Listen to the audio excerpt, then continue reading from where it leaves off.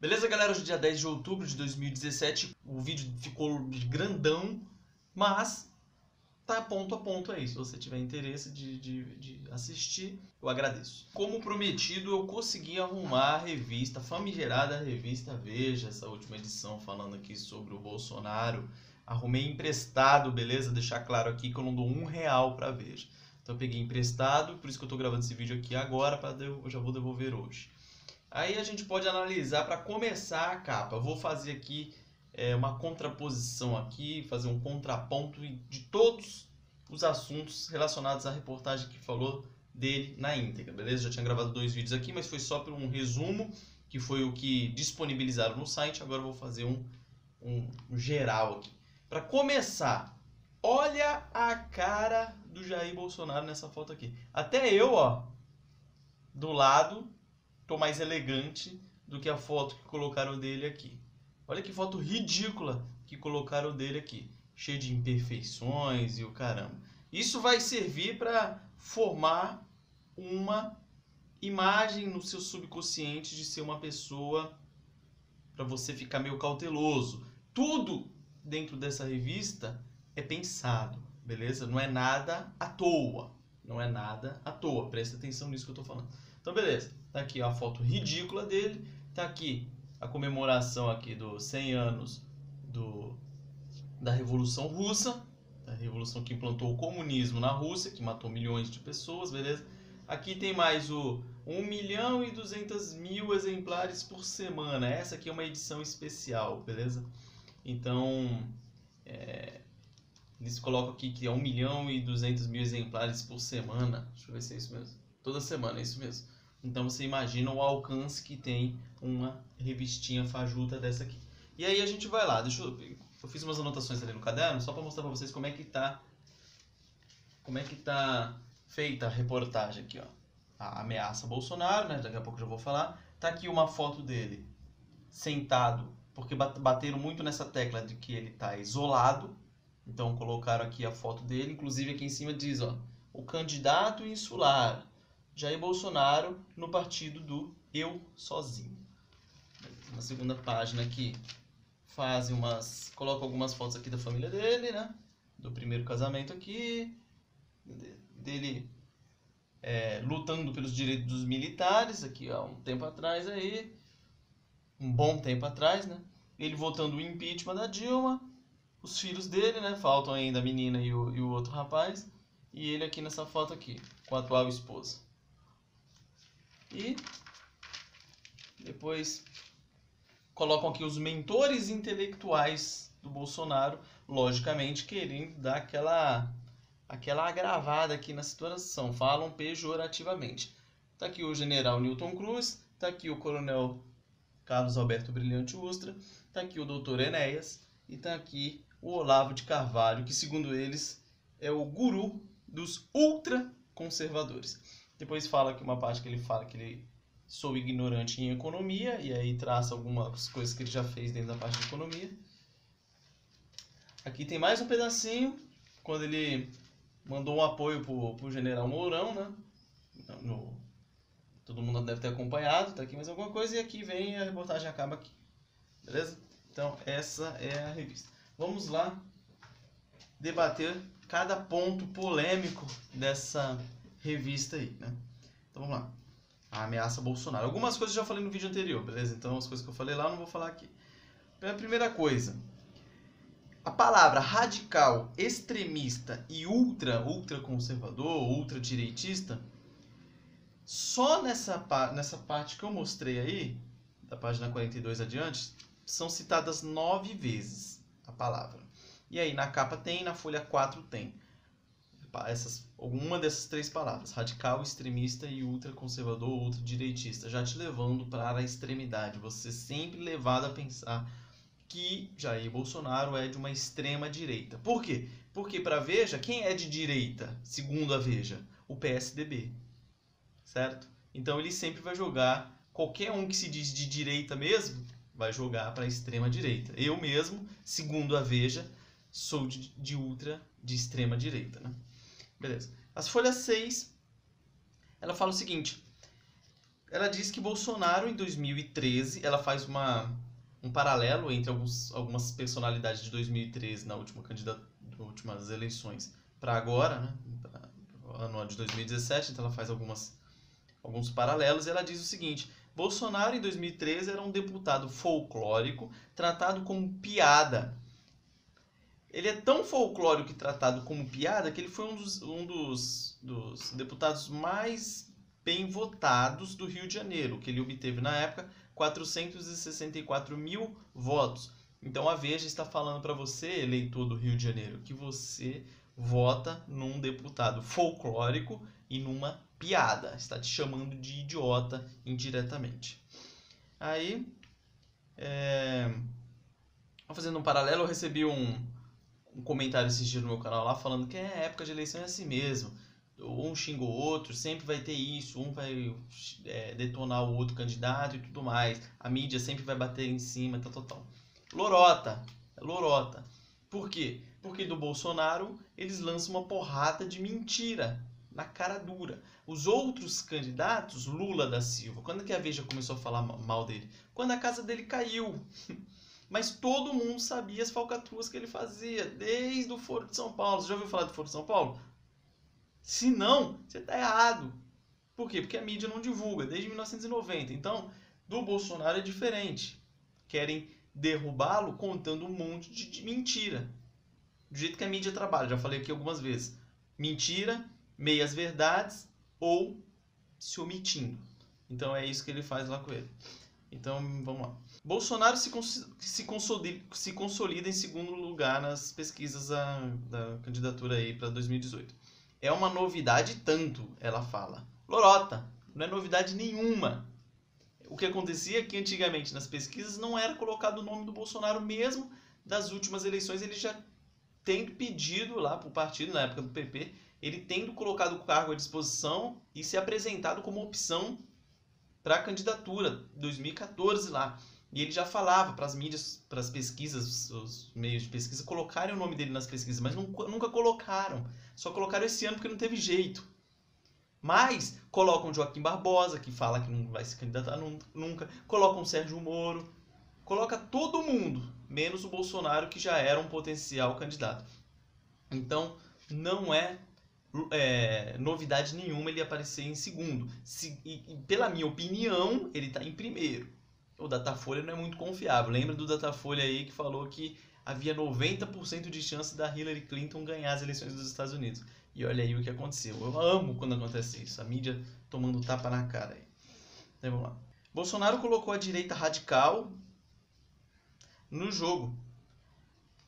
Aí ela fala, legal, Bolsonaro colocou a direita radical no jogo. Você já viu alguma manifestação envolvendo a direita no Brasil violenta? Pensa comigo aí. Já viu alguma? Eu não vi. Eu participei de algumas manifestações aí naquela época do impeachment da Dilma e mais algumas outras. Predominantemente as pessoas que estavam lá eram de direita e não acontecia nada. Nada. Nenhum empurrão. Agora querem colocar que a direita radical.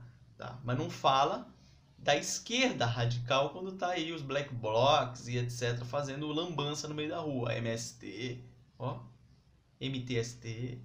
Aí não. Aí é da esquerda. Da centro-esquerda, né? Palhaçada isso aqui, mas beleza. Sua ascensão teve um impulso monumental do PT, que com sua desmoralização derrubou a esquerda brasileira. Ela fala que a culpa do Bolsonaro estar onde está foi porque o PT cagou e sentou em cima, e aí fez com que a desmoralização fosse total de todos os partidos de esquerda, e aí a direita subiu. Aconteceu isso tudo que aconteceu com o PT, mas aconteceria com isso com qualquer outro partido de esquerda.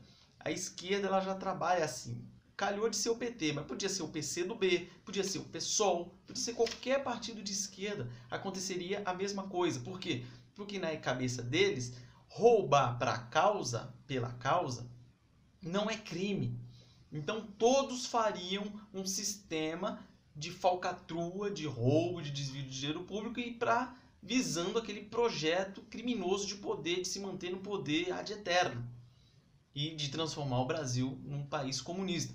Então qualquer partido de esquerda cairia. Então não é culpa só do PT, é do PT também e de todos os outros de esquerda. Antes do Bolsonaro, o maior sucesso da direita extremista foi o Dr. Enéas. Doutor foi eu que pus, ele falou só o Enéas. Um ser folclórico e estridente. Mais uma vez eles falando aqui, tentando menosprezar o Dr. Enéas. O Dr. Enéas, quem não sabe, tem uma origem humilde. Ele batalhou, correu atrás, estudou, muitas vezes sendo autodidata. O cara se formou em medicina, cardiologia. O cara era o bambam da medicina. E o cara via as falcatruas que existiam no país e tentou lutar com todas as forças contra isso. Sofreu bastante. Ele falou, mas não precisava nem ter falado, que ele ganhava muito menos na política do que se ele continuasse sendo médico, porque era um profissional altamente capacitado, mas usou de todas as forças que podia para lutar contra esse mal que estava dominando o nosso país. E, como ele fala também que foi uma pessoa folclórica e estridente, de novo ele está aqui menosprezando os eleitores do Rio de Janeiro, porque o Dr. Enéas, em 2002, até hoje, ele é o deputado federal mais votado do Brasil, da história. Em 2002, ele recebeu 1.573.642 votos. Então, o problema do Enéas é que ele era muito inteligente, ele estava à frente do tempo dele. Então, só hoje que a gente reconhece a inteligência e o que fez o Dr. Enéas pelo país. As folhas 43... ele vai falar o candidato insular, aquilo que eu já tinha falado antes, né? Então isso aí eu já falei. Daí aparece um sociólogo aqui, Demétrio Magnoli. Abram aspas. Não ter uma base ampla e organizada não é novidade em uma eleição. Outros candidatos menos asquerosos, palavra dele, disputarão as eleições de 2018 também sem amplas bases. Como que seguirão maioria parlamentar que dê sustentação às decisões? Bolsonaro, por essa razão, pode apelar diretamente ao povo, por cima das instituições de mediação democráticas. Isso é uma ameaça à democracia. A pessoa quando fala que é ameaça à democracia, já fica o pé atrás. Isso é uma ameaça à democracia, ou quando fala que é um retrocesso, né? Linguajar de esquerda. Isso é uma ameaça à democracia, porque põe em risco não a relação direta entre o presidente e o povo, mas sim as mediações entre o poder e o povo, que são fundamentais em um Estado democrático. Ele fala aqui que se o Bolsonaro fizer isso, apelar diretamente para a população, ele vai estar passando por cima das instituições de mediação democrática. Que instituições de mediação democrática ele se refere aqui? Ao nosso Supremo Tribunal Federal, totalmente contaminado, a nossa Câmara dos Deputados, o nosso Senado Federal? Que instituições são essas? Se você não assistiu, assista aqui na descrição, vou colocar o vídeo que eu gravei aqui sobre a teoria da subversão, para você ver que já estamos na fase da crise no Brasil. Então, as nossas instituições não são mais confiáveis, nenhuma, exceto as Forças Armadas que continuam como liderando, né, as pesquisas aí da população, de instituições que mais confiam, mas as que menos confiam são os partidos políticos, os políticos em si. Então, que instituição é essa? Então ele fala que o Bolsonaro não vai conseguir governar porque ele vai estar sozinho. Então, na lógica da esquerda ou na lógica da Veja, eles preferem que você deixe lá um cara totalmente corrupto, um cara totalmente desonesto, porque mesmo assim ele governa, pelo menos. Que lógica imbecil é essa? Tem que tirar todos os corruptos, tudo que é lixo, tem que tirar. Ah, não vai ter governabilidade? Dane-se, coloca ele lá, vai ter um cara honesto. Os outros vão, opa, o povo já quer pessoa honesta, vou andar aqui meio que, andar direitinho. E só do Bolsonaro colocar ministros em todos os ministérios, por exemplo, no Ministério da Educação, um ministro 10 de direita para acabar com essa palhaçada de ideologia de gênero nas escolas, padrão MEC, só dele fazer isso já está de bom tamanho. Só dele escolher lá um ministro do Supremo, 10, vai estar equilibrando as forças. Então esse cara aqui é um...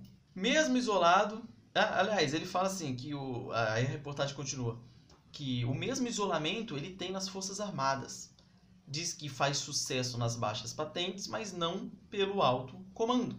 Aí eles dão um exemplo numa entrega de espadim que teve na AMAN há um tempo atrás, os generais fingiam ignorar sua presença. O ministro da Defesa, Raul Jungmann, sentou longe. Ainda bem. Raul Jungmann, do PSB, Partido Socialista Brasileiro, vai querer fazer o quê perto do Bolsonaro? Que fique longe mesmo. Eu, sendo Bolsonaro, queria ele o mais longe possível de mim. E aí ele fala dos generais, né? Os generais, muitos são colocados lá, né? Para quem não sabe, o exército vai lá, até carreira de coronel.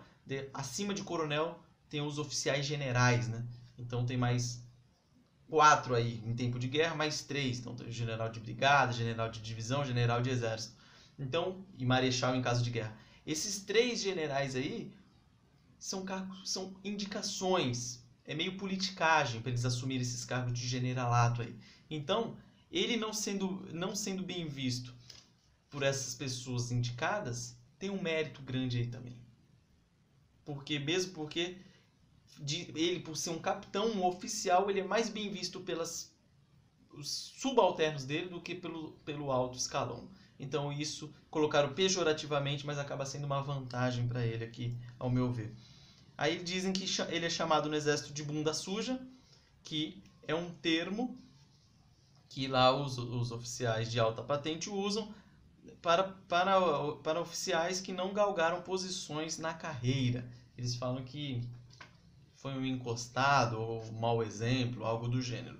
Mas vale lembrar aqui que ele se formou em 77 na Academia Militar das Agulhas Negras. Em 88, 11 anos depois, ele já foi eleito... Acabou o espaço do telefone, mas vamos lá. Então, em 77, eu falei, em 88 ele foi eleito vereador e em 90 ele foi eleito deputado federal. Ou seja, com 11 anos dentro do exército, ele foi aspirante oficial, foi segundo tenente, foi primeiro tenente, foi promovido a capitão do exército. Seguiu o tempo certinho, os 10 anos ele chegou a capitão. Então, como assim não galgou as posições na carreira?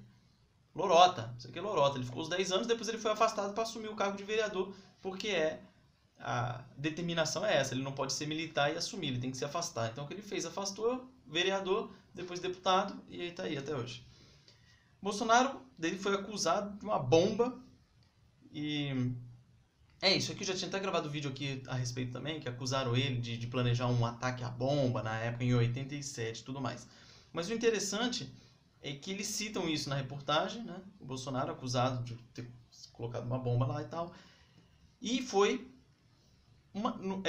diz que ele foi inocentado pelo Superior Tribunal Militar numa decisão que ainda é contestada. Como assim uma decisão que ainda é contestada? Foi em 87, meu filho. Já transitou em julgado essa decisão. Como é que assim? Como é que ainda é contestada essa decisão? Aí o leigo lê isso aqui e vai falar que essa decisão, que esse processo dele ainda está aberto. Porque ainda é contestado. Então, opa, está aberto? Não, já foi julgado, foi inocentado, transitou em julgado, acabou, está arquivado, meu Deus do céu. Foi em 80 e pouco aqui, 87, essa pataquada. Mas beleza, vamos continuando aqui.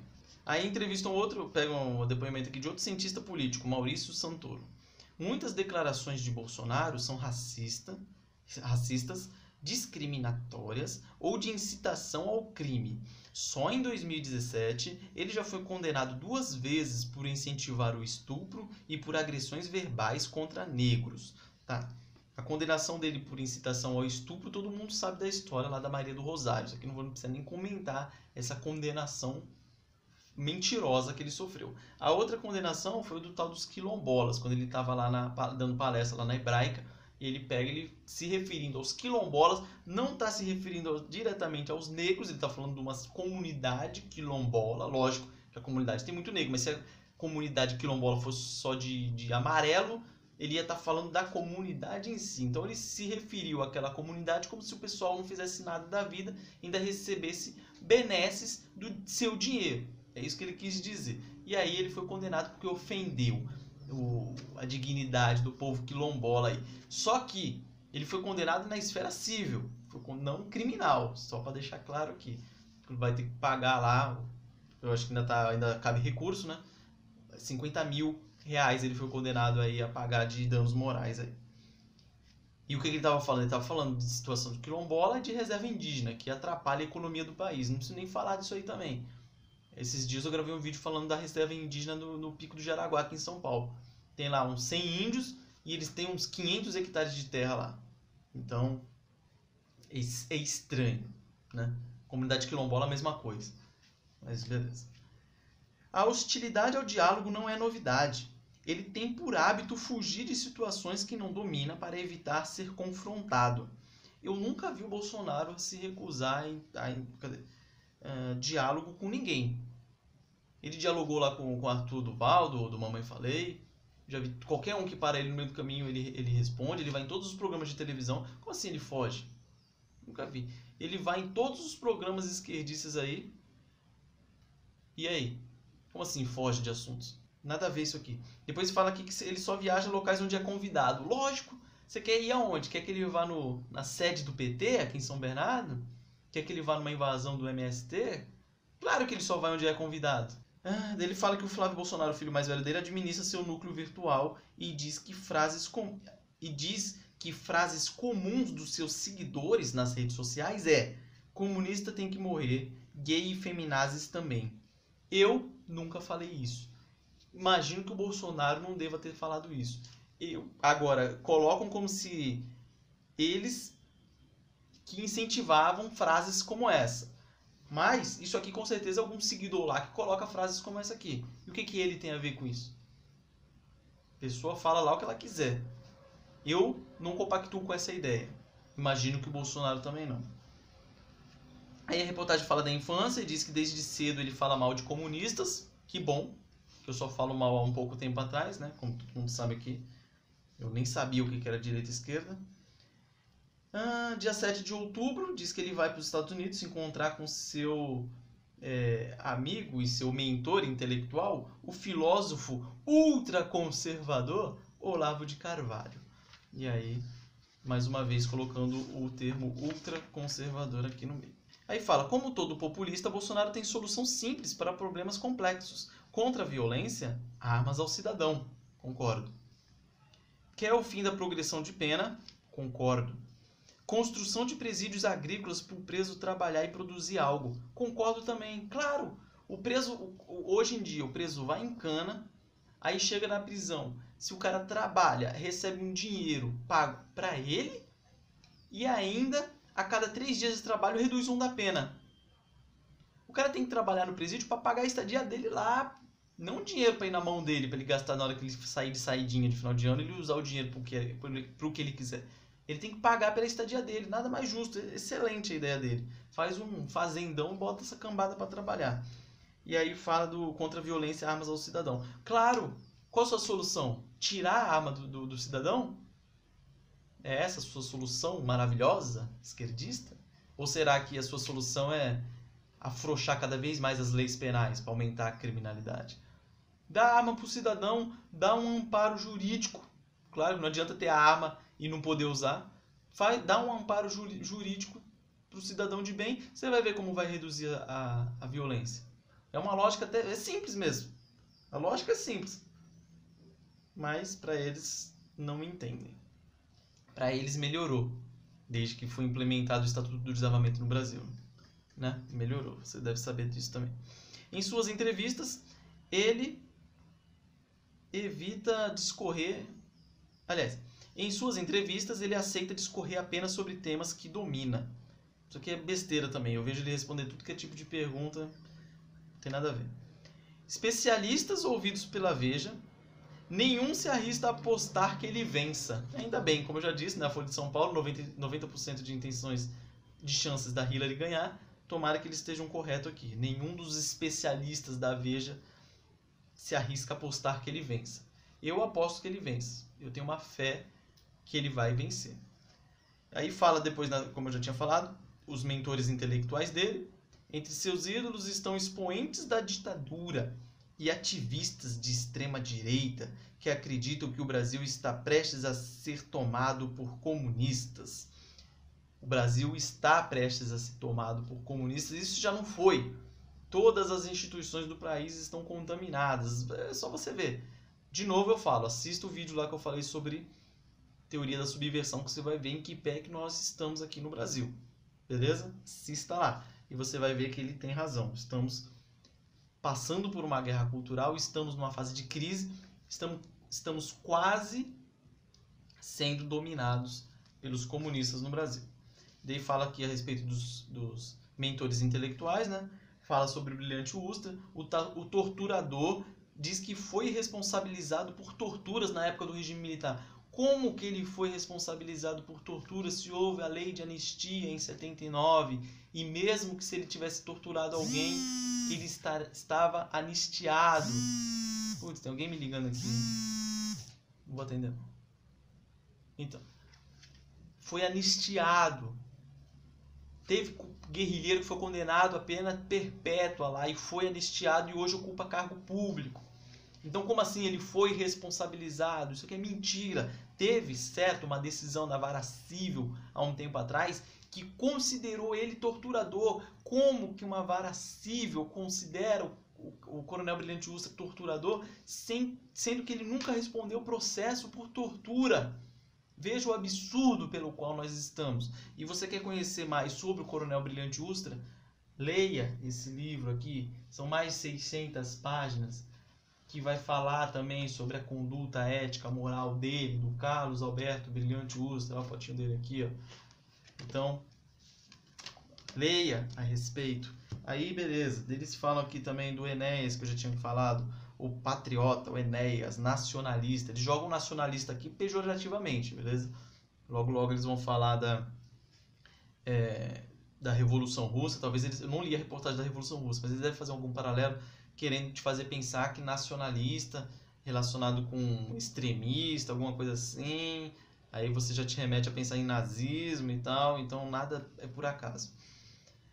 E aí fala que o Enéas quer vê-lo no livro dos Heróis da Pátria. Eu também quero ver o Dr. Enéas no livro dos Heróis da Pátria. Você sabe quem que está lá no livro dos Heróis da Pátria? Tem várias personalidades ali obscuras, né? Mas dentre eles, nós temos no livro dos Heróis da Pátria o ditador Getúlio Vargas, o safado Zumbi dos Palmares, a comunista Anita Garibaldi, o comunista Leonel Brizola. Tem um projeto para incluir Carlos Marighella no livro dos Heróis da Pátria. E quem que é Carlos Marighella? Leia, pesquise quem que é o criminoso Carlos Marighella. Procura a apostila dele aí que tem na internet, o mini manual do guerrilheiro urbano. Vê as ideias dele e vê se um cara desse pode estar no livro dos Heróis da Pátria. Vê o que o Leonel Brizola fez para ver se ele pode estar incluído lá no livro dos Heróis da Pátria. Lembra daquela música do Cazuza que ele fala lá que os meus heróis morreram de overdose? É mais ou menos a situação que o Brasil tá. Nossos heróis são tudo cara estranho, criminosos, de passado obscuro. A gente não tem heróis para que a gente possa se espelhar. Aí você vai se espelhar em quem? No Brizola, ou no Marighella. Ai que beleza. E depois ele fala como mais um dos mentores intelectuais dele, o Olavo de Carvalho, guru dos ultraconservadores. O Olavo de Carvalho, cadê o livro? Eu comecei a ler recentemente o livro dele aqui. Foi o primeiro livro do Olavo que eu estou assistindo. Os textos dele que ele põe na internet no blog dele eu já leio há algum tempo, mas o livro mesmo eu comecei a ler, esse é o mínimo que você precisa saber, para não ser um idiota. Eu estou lendo na sequência, estou aqui na página 329, vou começar a falar sobre o hospício, mas já li essa parte inteira aqui. Sabe o que eu mais vejo no livro dele? Ele falando sobre ajudar o próximo. É o que ele mais fala. Você ajudar o próximo. Então, qual é o problema da mídia entender isso? Só porque ele fala o que realmente está acontecendo no Brasil? Só porque ele fala a respeito do Foro de São Paulo, que a grande mídia se omite? Só porque ele fala tudo o que está acontecendo aqui no Brasil hoje e já acontecia antes, e ele já fala isso desde a década de 90, e tudo que ele falou lá está acontecendo hoje? Qual que é o problema dele? Ultraconservador? Que preserva a família tradicional? Porque fala que as pessoas têm que fazer as boas obras, aí, ajudar o próximo e tudo mais? É difícil de entender, certo? E depois eles colocam uma página grandona lá ele falando que ele é ignorante em economia. Lembrando que os especialistas em economia, como ele mesmo disse, foi quem afundou o país, certo? Então, nada mais nobre ele chegar e falar, ó, não manjo de economia, mas vou colocar lá, vou nomear lá quem entenda. Pronto. Não é melhor do que chegar um barbudo sem dedo aí e falar assim, ó, eu manjo tudo de economia e vai lá e caga no pau? Ou nomeia pessoas alinhados ideologicamente com ele, ou por dívida política, algo do gênero. Então, tá certo, demonstra humildade nisso que ele falou. Falou, não sei, mas vou colocar quem saiba lá. Então, tá aqui, refutei aqui mais ou menos quase todos os pontos mais polêmicos aqui da entrevista. Forte abraço, bom dia a todos.